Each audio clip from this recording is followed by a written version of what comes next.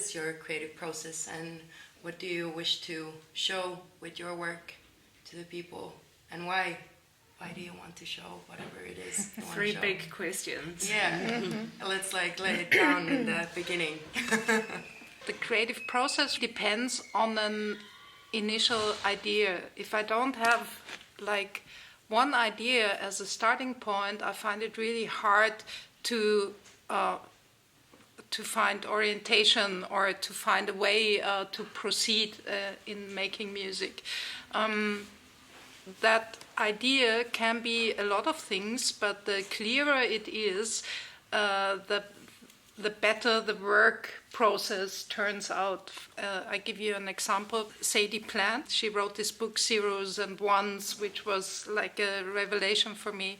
And she said one sentence that really resonated, that I could totally relate to. She said, to let noise into a system is a fine art, both in cybernetic terms and in terms of making music too.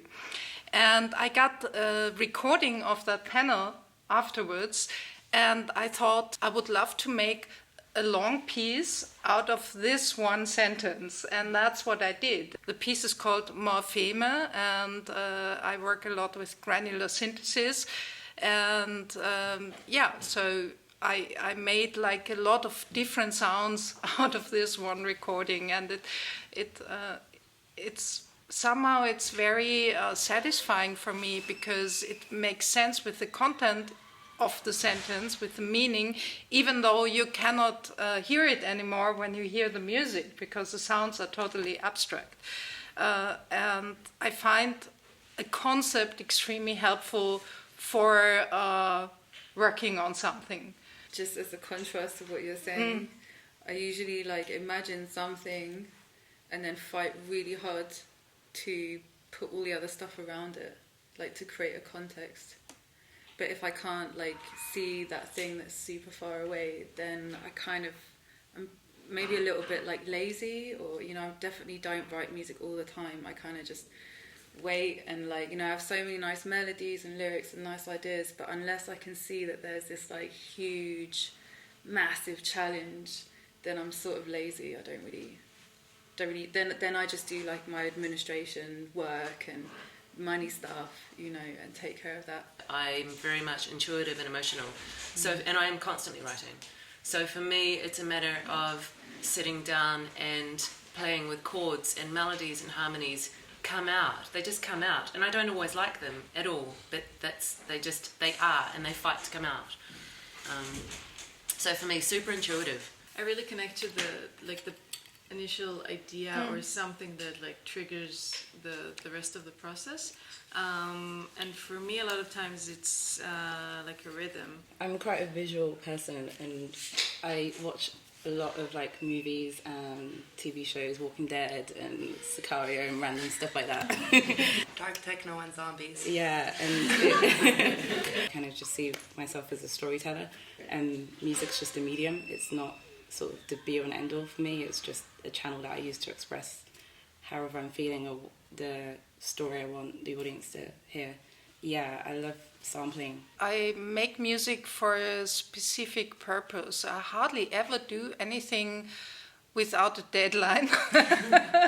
My days are pretty much filled up with stuff I should do or I have to do immediately. So I do not often invent projects out of the blue for nothing. So there is, for example, an invitation for a festival, or there is a request for a composition to do in 2017. So I already know I will work on a new piece, and I already wrote the first concept for it. I would like to get to that stage where people would make requests. Yeah. So in 2 years, can you compose something for me?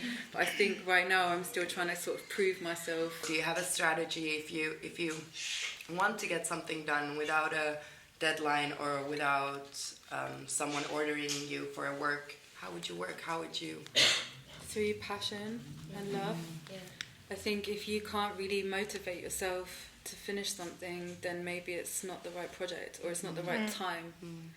And something that I've had to learn is not to be afraid to let things go or put it to the side, or you know, or just wait. You know, there's no point beating yourself up about something if you can't finish it, or you're not feeling it, or just because you started it doesn't mean you have to finish it. Right. It might mean that you just acquired a piece of knowledge or an idea that maybe in 5 years will suddenly become the thing it should be. Like my symphony, for example, you know, I had all these like mini little ideas the last 18 years, I guess. And then it got to the point where it was like, right, okay, I've got all this stuff that actually should become a symphony. On a note of motivating yourself, what I find really important too is actually muse or not doing anything. That's really important for me to come up with good That's true. and new ideas. Yeah. Once Definitely. the idea is already there, and it's about, you know, doing the last like detail stuff that is just like the hard work that takes like a lot of hours, that can be done without great ideas and without a lot of creativity. But coming up with new stuff, you need like somehow empty time for that, yeah. I think. Do you feel like you need to collaborate with someone else in some way, or is it just pushing yourself, doing your own? It's absolutely fair to have like different phases where you work with people, and then you prefer maybe to work alone, and maybe that other thing comes back, or there is just a great occasion to work with a great artist, maybe because you've been invited both for the same festival and for a collaboration. That's one thing that curators do occasionally. They put artists together. How do you see your music? Do you see it as art or popular culture? Is it like, does it exist to entertain, or does it exist just for existing? Oh, well. I'm doing hard questions today. Excuse me. Music is everything for me. Like this is how I understand life. It's how I feel. You know, I struggle a lot sometimes to understand how I feel, and I can work things out through listening to music. I also think there's so many things you can express and perceive only through sound or music, or you know, the two together, that you can't necessarily with visual arts. I think there's this very specific world of frequencies and vibrations and connecting, and life itself and rhythm, and then it goes more into direction of thinking about the soul, or this soulful, this hidden, what mysterious world of the soul, you know. And that's why I love music, that's why I love to make music, and that I know for sure that's what the people that listen to my music, like the other side, you know, there's people on the other side to me, I know that's for sure what they like to get from my music. And whenever I think differently about it, everything falls apart. So my fans don't like it, I don't like it. And whenever I go into that world of like thinking about it too much in a business sense, or entertainment, or what is it? Is it sound? Is it music? Is it intellectual? Is it this? What's it for? As soon as it starts going over there, I can do that when it's done, when I have to maybe put a product out. Yeah. But in the actual process of making something, I'm working with like small independent labels, like whoever would want to release my music just has to ask me, and if I have time and if I think it's a good context, then I would do it. I don't really do it for money, like not in the first place, at least. And that goes for the club tracks. For the other music has never been released. That's like a important part of my income, but it's never been. Nobody ever put it out. So there, maybe the composition gets paid, or there is, as I mentioned before, some kind of public money or funding involved, which is a model that works. At least in Austria, it works okay still. or I do performances, of course, like gigs pay as well. And for me, the best thing to make them listen to it is when I play them myself, and when I spend like a lot of time in setting up the PA and like doing a long sound check and then like reacting live to the acoustics and the material. So in a concert setting with a good acoustic and with a good PA, it's like the best way to get it across, I would say. If you make something great and something fresh and something that captures the way people feel now or will feel, or the people are going to listen, you know, it will spread. People will share it. You know what it's like, or when I discover something amazing, I just want to play it to everybody. It's amazing, just check it out, and you don't even know why, you just love it. And I think if you can capture this or express this somehow, then people are going to find your music, you know, and you really should put all your energy into that. Doesn't matter about labels, management, how you look, how you dress, fashion. This has nothing to do with actual music itself.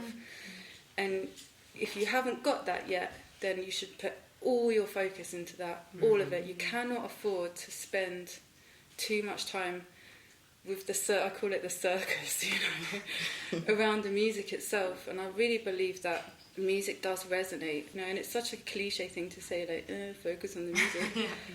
But it's true. It's true, And the thing is that the music industry is so powerful and it's so colourful and it's so interesting and it changes so fast, you know, and there's fame culture mixed in with it, and there's fashion and there's all this interest, and it's cool, you know, like everyone wants to be cool and find their way and people to love them for what they're doing, and it's very easy to like just get lost in thinking about all this. If my goal was to be an artist and to make music, then I have to deal with the fact that I'm going to have to create my own sort of business so that I can do that. So it's sort of through necessity, you know. It's not because I want to compete. It's not because I necessarily want to try to change anything, because that's another form of competing. It's more that I'm just looking for my own place of freedom and peace and calm. I was signed for a very, very tiny label. This label was for Finnish rap music, so pretty different. And but this guy really believed in what I'm doing because he really liked my writing. And so he said that he wants to work with me, and so I put out my first album through the label, and after that I said, you know what, like, this was awesome, everything was good, and I want to quit this now, not because you're like a bad label or anything, but just because we're from different worlds, and you know, you're not really doing anything for me and I'm not really doing anything for you. So but then I realized after that actually helped me a lot. So sometimes just being signed on a label can get you the kick, I guess, for people to know who you are. That can be awesome, because then you're kind of using them and they're not using you. So this is my experience. I've had like only a good experience, but also it was a small label. That's exactly the reason why people want to be on famous or renowned labels, because they want to profit from the fan base, and from the image that the labels have. True. I guess it works, you know. If I'm on one of these labels, I will be featured at the festivals where artists from these labels like regularly play, articles in relevant journals, etc. It's kind of a marketing tool to be associated with a certain label or store or crew. In drum and bass, that is done with crews, like a lot of times. Yeah, that might be an advantage. Yeah, but you can also create that yourself as well. You can do nights with your friends. You can associate yourself with artists you just like. You know, you just fit together. And if you're doing something cool, people will notice. I love Bandcamp. You can sell all kinds of things through Bandcamp. Quite a nice profit share as well. They're cool.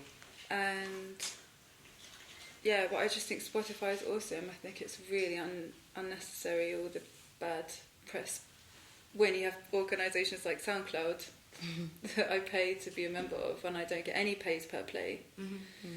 And Spotify, in a way, it's kind of sorted out the strange hierarchies you had within radio, because anyone can just love and listen to music on Spotify. There isn't somebody that sits in between the listener and the music and decides what's going to come on the radio or not.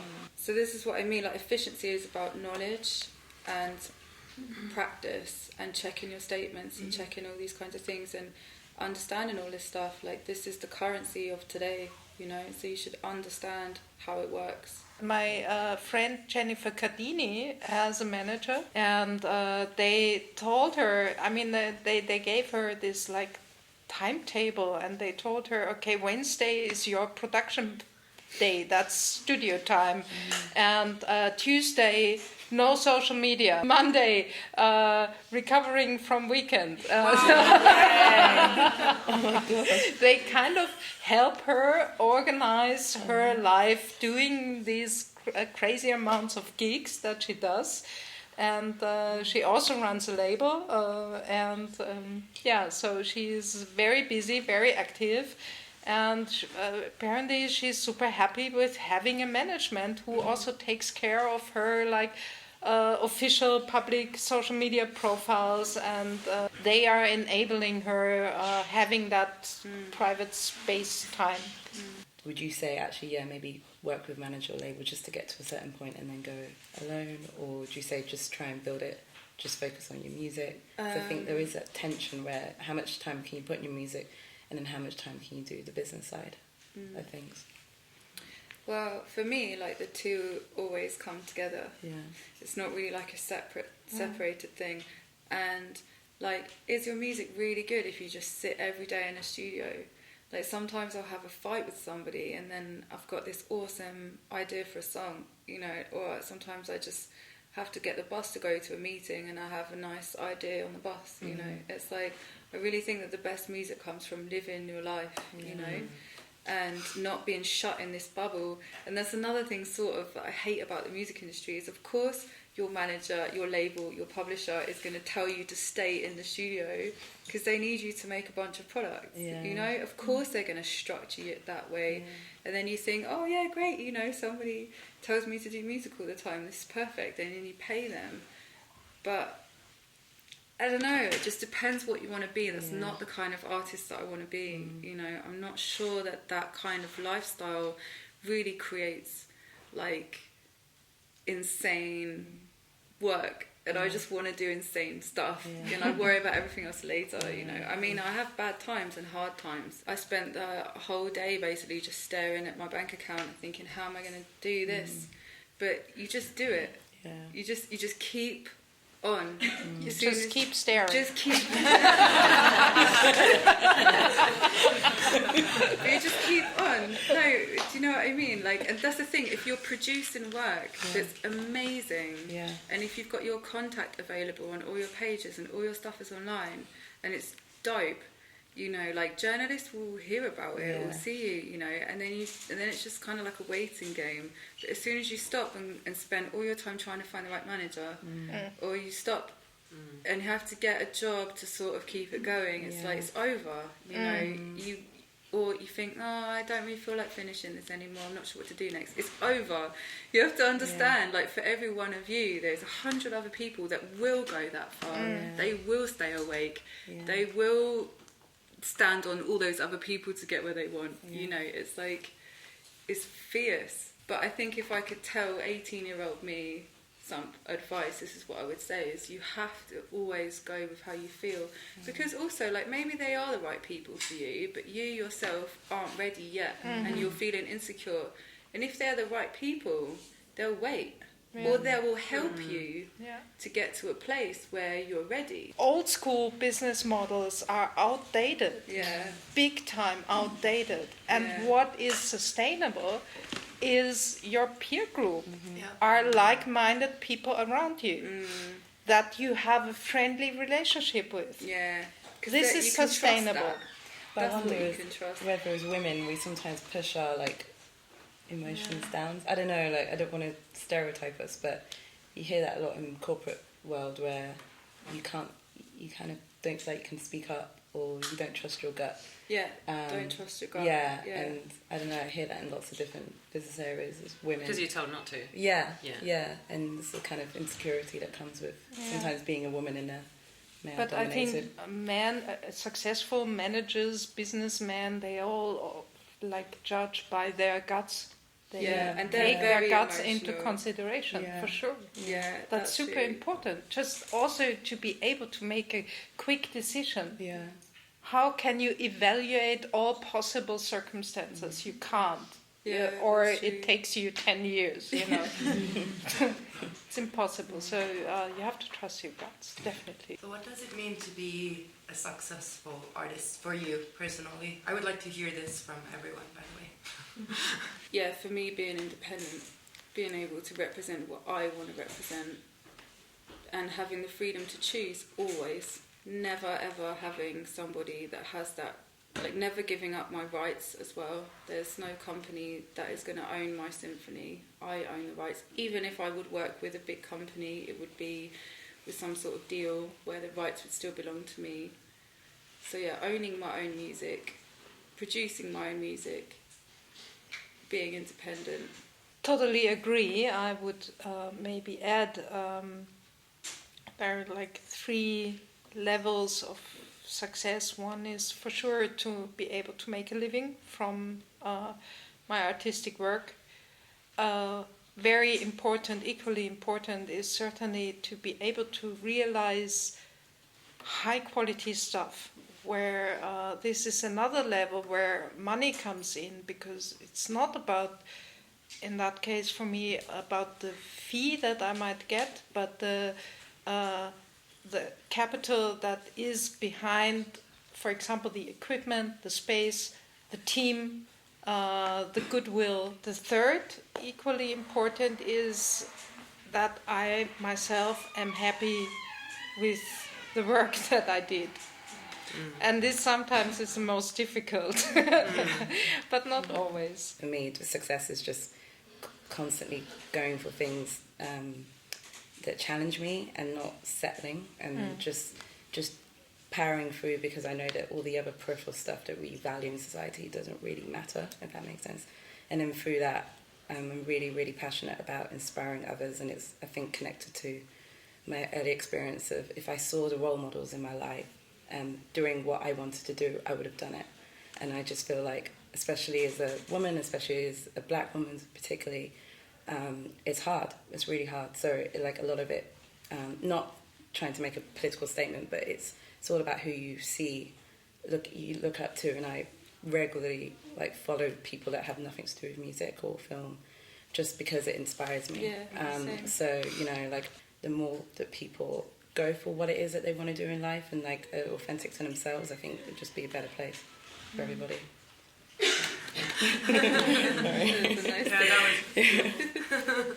For me, success is going to have to be involved in music creatively, operating with integrity, and always trying to achieve high quality work.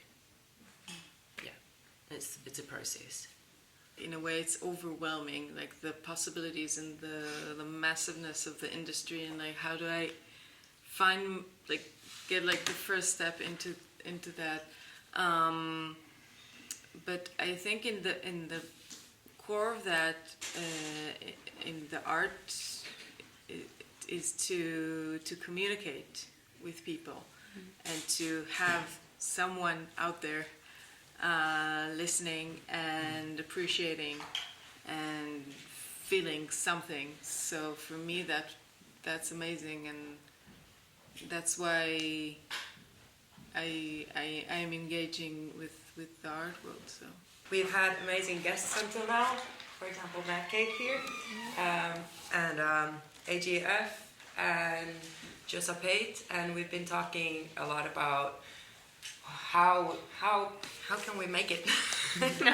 And basically the ideas that have come up is just that we need more role models. First of all, we need more accessibility. One thing that has come up in every discussion is a supportive community. which is either a collective, a crew, even our female listening sessions, what we do at the school. Do you have any ideas how to answer this question? How to get more women into making Producing. electronic music? Yeah. I think they must be able to identify with other people who make electronic music. Personally, I don't think it's impossible to identify with a man as a woman, because that's how I started to DJ, for example. Yeah, same here. And but it certainly helps if you are a young woman and you see other women. It's more likely probably that you identify yourself with that type of activity or profession. There are more and more women That's true, anyhow. That's true. Yeah. So it's not the question if they make it, it's more the question, or if they are interested, it's more the question, are they able to keep going?